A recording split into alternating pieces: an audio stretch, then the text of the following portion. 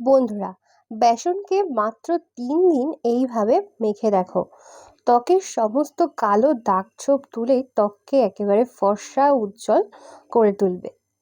আজকে তোমাদেরকে যেভাবে বলবো এইভাবে বেসন তোমরা মাত্র ৩ দিন যদি মাখো, ত্বকের সমস্ত পিগমেন্টেশন, মেচেদার দাগ, ব্রণর দাগ, ব্রণর সমস্যা, সান ট্যানের সমস্যা সমস্ত কিন্তু একেবারে চলে গিয়ে তোমাদের ত্বক ফর্সা উজ্জ্বল হয়ে উঠবে।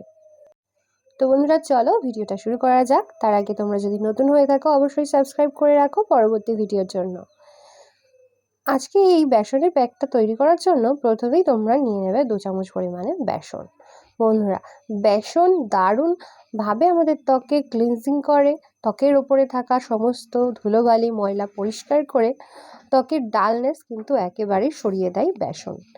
আর তার সাথে এর সাথে মিশিয়ে দিতে হবে তোমাদেরকে 1 চামচ পরিমাণে চালের গুঁড়ো। চালের গুঁড়োর মধ্যে রয়েছে স্কিন হোয়াইটনিং প্রপার্টিস এবং এটা খুব ভালোভাবে আমাদের ত্বককে স্ক্রাবিং করে, যার ফলে ত্বকের ওপরে থাকা মৃতকোষ সম্পূর্ণভাবে চলে যায় এবং ন্যাচারালভাবে আমাদের ত্বক কিন্তু ফর্সা উজ্জ্বল হয়ে ওঠে। তারপরে এর মধ্যে মিশিয়ে দিতে হবে তোমাদেরকে কফি পাউডার।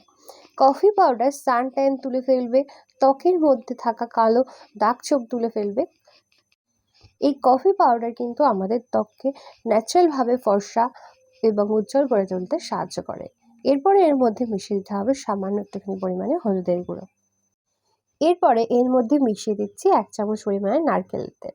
নারকেল তেল প্রাকৃতিকভাবে আমাদের ত্বককে কন্ডিশনিং করে, যার ফলে রুক্ষ শুষ্ক হয়ে যাওয়া ত্বক কিন্তু মোলায়েম হয়ে যায় এবং ত্বকের ওপর কিন্তু মসৃণ ভাব চলে আসে।